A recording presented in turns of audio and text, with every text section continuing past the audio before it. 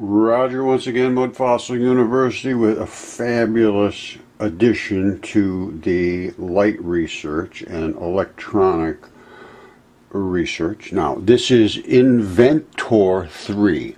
Nice guy. Communicated to him, told him I was going to do a video on his excellent experiment. Now, what he has here is a block of aluminum. He has a coil of resistive copper wire that creates a magnetic field. They use them in motors and all that business. And the more windings you have, the stronger the field. And he's got a bottle of water here that he's going to levitate this. Now, it's going to float around this water, and it may have something to do with the water that keeps it away from the water, because water is a highly polar molecule. So here's what he's going to do. He's got 120 volts. Just the same thing comes out of your wall. 120 volts AC. Alternating current, flips back and forth 60 times a second. And that is what energizes this. So it goes, it's continuously going back and forth, which energizes the electrons, boom, boom, boom. And what it does, it's going to create a cloud of electrons around this. Now, the aluminum already has a cloud of electrons. Well, they both have a cloud of electrons, but they just normally mix together because they're not energized. Well, this one, when it becomes energized, it says, hey, I'm going to push away from this guy's electrons because we got too many in here already. We got too many. You're pushing all these electrons into us. We can't take them. So we got to get away from this guy's electrons, and it'll jump right up into space, and it'll be just like a pillow sitting on top of another pillow. Very, very interesting. Okay, here it goes. And nice job he did here. And this is a Lenz's law. Here it goes. Now watch. And here we go. 3, 2, 1. Oh, you see that? And it still weighs exactly 10 pounds. You can see it's still at 10 pounds. All right, now look at how interesting this is. This is sitting here rocking, and the water, I believe, which H2O, is extremely polar. It has what they call, well, it's just polar, let me put it that way. They're like little bar magnets, H2O, because one end has much more positive than the other as the hydrogens give up their electrons, so, all right, to the oxygen. Now, this thing's just going to float exactly that distance away. And why is it exactly that distance? It's because of the weight of this pushing on the pillow, just like you took a bowling ball and put it on top of a certain type of bag of air. It's exactly identical. And it would just sit on there, and then it might wobble around a little bit like this. Now, what's happening around this coil is, as the electricity goes back and forth, it's pushing electrons out all over the place.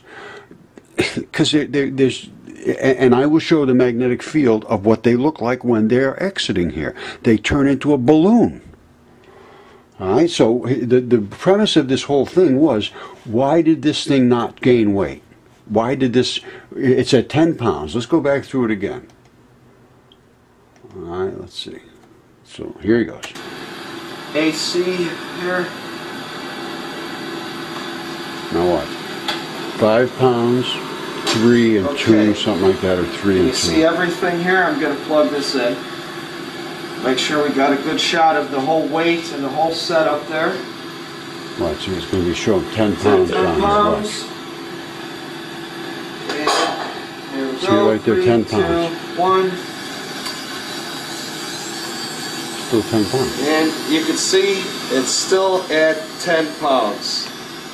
All right. Excellent job. Obviously, it's just like sitting on top of this, only it's sitting on that guy's electrons. Because they have aluminum and copper have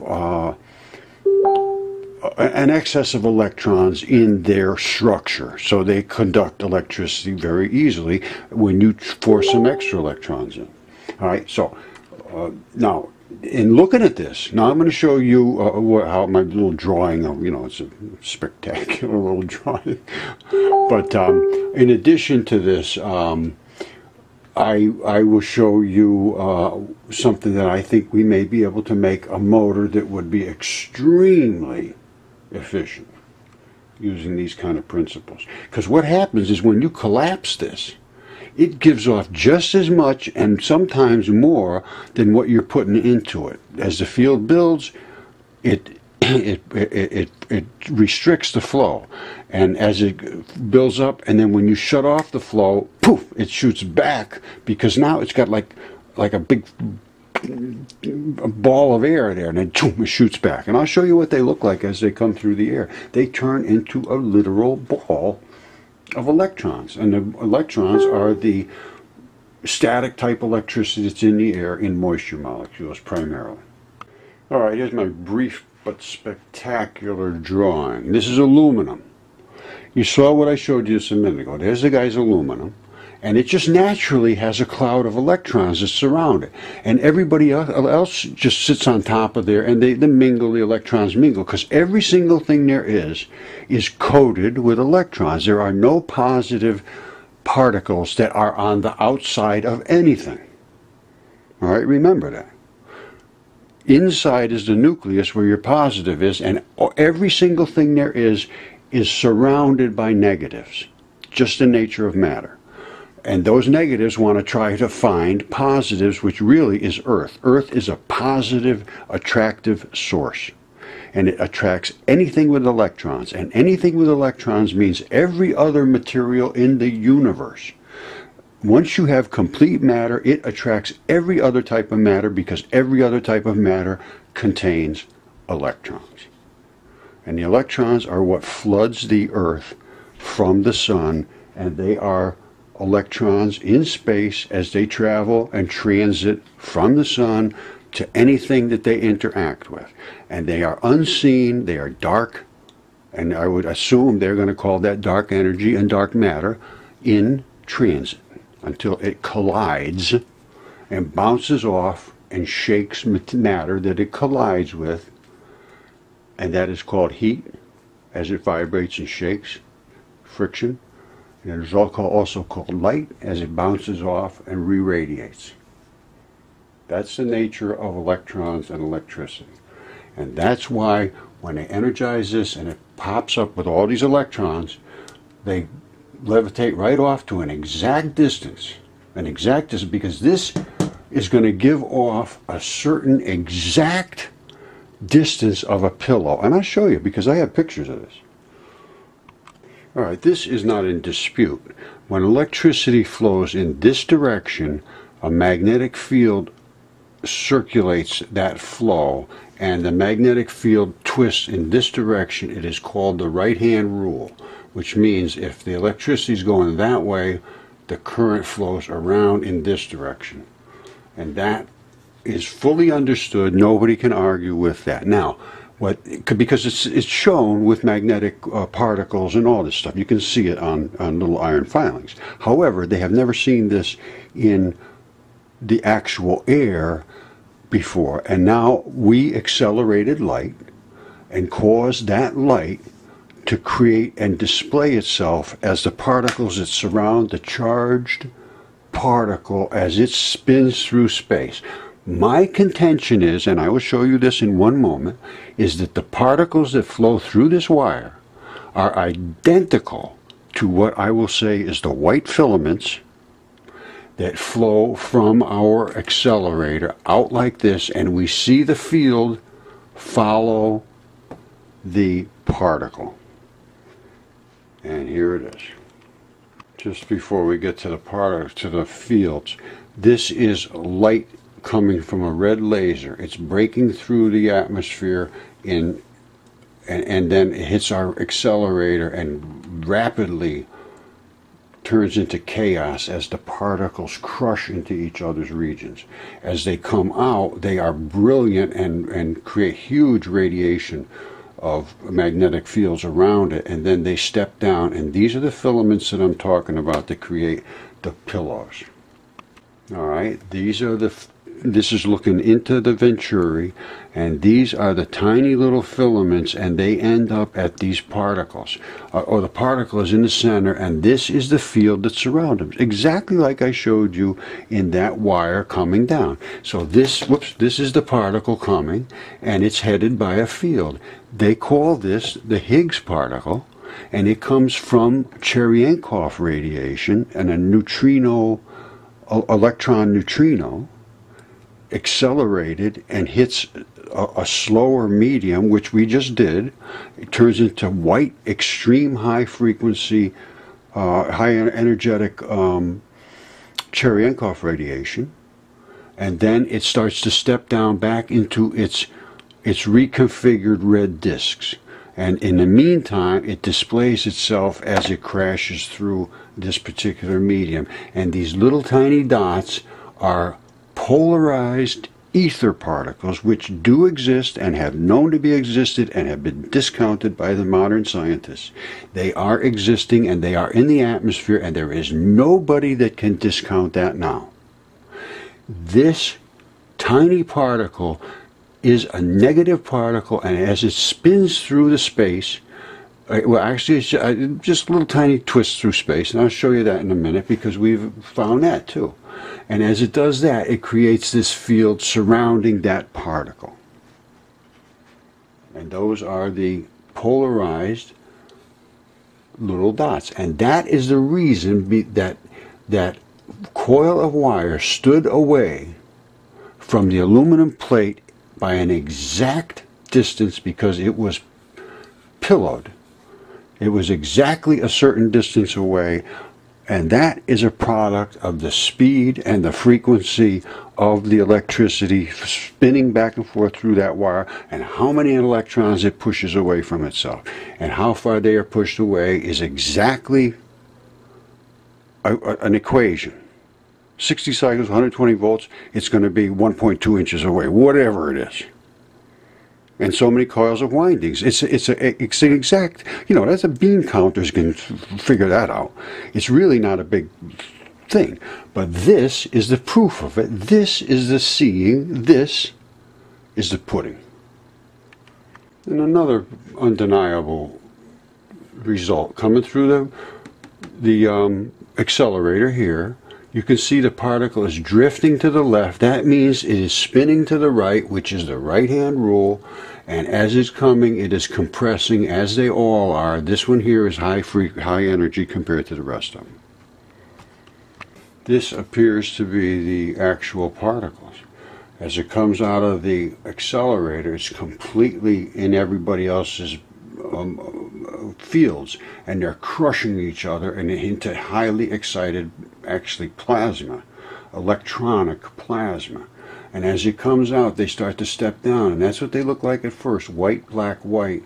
Then they turn into this, which looks like that old atomic symbol from the 50s, and then they turn into black, white, black. It goes from an inverted Oreo to a regular Oreo, and this in the middle. And that's all I can tell you. It does that. It's like a wagon wheel stepping down or something, that type of an effect. But it's obviously high accelerated, powerful particles here stepping down to their normal. And these are the the disc strobes, let's call it that. All right, if you think a magnet or the earth cannot be positive and negative in the manner that I'm talking about, which means an extreme positive pull but an excessive negative, which keeps additional negatives at a quantum distance. Now watch this and you will see exactly what I'm talking about.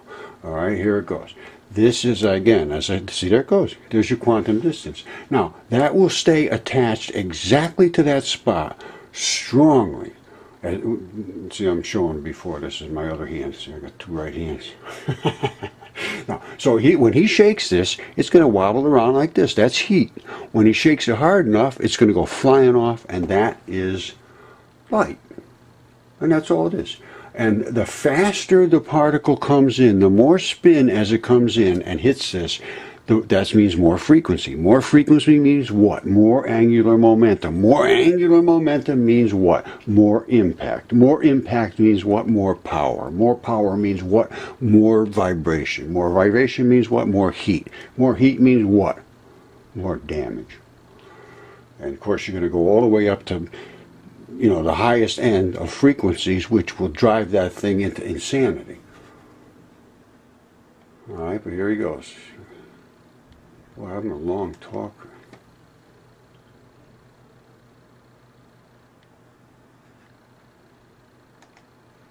All right, so there you go. He's shaking it around, shake it, shake it, shake it, shake it. Boom, boom. It won't even leave. There it goes. Now that was light. All right, so that shows that what's going to happen is that is going to stay at a certain distance, and as it gets flooded with more electrons, they're going to bounce in and out, bounce, push, get out of my way, get out of my way, you get out of my way, and before long, one of them's going to go flying. And in the meantime, you're heating things up. All right, so that's how it works. All right, I showed you my particles and all that business. Now, I'm saying that there are no neutrons. They missed everything.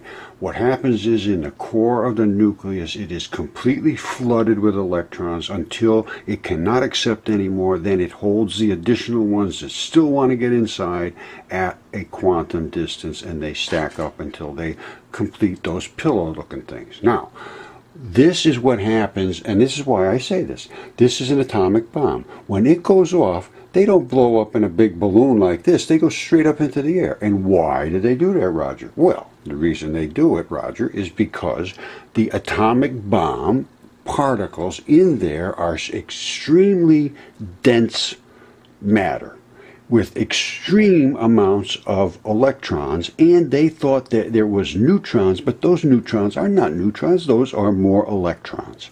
So what happens when they force everything together in a ball? They take all that matter, which is nothing but electrons and some protons, and there's a ton of extra electrons that they never thought about before. They are there. When they force everything together, everybody is pushing each other apart and saying, you got to get the hell away from me, electron, because I don't want you here. All of the electrons will be forced out instantaneously. And that is the extremely brilliant light. That is what causes all the damage inside the organs and the tissues is from so extreme radiation. Now, so they're not nuclear particles whatsoever. Now, as that, there might be a few nuclear particles, so I'm not, protons. Well, there's going to be protons, obviously, but the bulk of everything that will shoot out is going to be negative. Now, what's that going to leave? A positive core. What's the positive core going to do? It's going to go straight up in the air because it is pushed from the Earth because the Earth pulls negatives. You understand? It pulls negatives. There's no negatives left in that chunk. Zip, goes straight up in there. Now you watch. And if you can come up with a different conclusion to this, I'd like to know your thinking. All right? So let's watch this. Here goes. And I'll explain as it goes. First, there goes a flash. Those are all your electrons gone. Now what happens? And this vaporizes everything that's in the air because of those electrons, exciting them identical to what I did with the light acceleration. Now, that goes straight up in the air. It's not going out like this, like a big balloon. It's going straight up in the air, and it is causing this mushroom crowd to pull itself back in, and everything from the ground is trying to be pulled back up because it's a positive, and it's trying to pull in all the negatives it can get to get back to normal. All right, this is Mud Fossil University right up here, and we're growing quick. And this is the one you want to look at. Of course, you want to look at them all. There's hundreds of videos up here. But the light research falls into this. I'll shut that off. Annoying guy's voice there. Hold on a second now. This goes in about, I got to be honest with you. I sent this off to all the different universities. And all the experts that were talking about looking for Higgs bosons, I never got any response. Anyway, you can go up there and look. I was just showing what I sent to them. As a matter of fact, I showed the email and everything. I remember this now. Hello, my friend. I have a series of photos. Okay, that's go to Mud Fossil University. Find out what realities. There's the blue picture. There's chaos above the accelerator. That's a normal light wave. That's an accelerated light wave. That's the way light spins as it goes forward. Those are the pillows and the Higgs boson fields that I showed. And I'd love to get some response from all these experts, but they never, ever, ever have responded about anything that I've ever contacted any of them about, because they really have no answers. That's my opinion, and they're hiding as far as I'm concerned.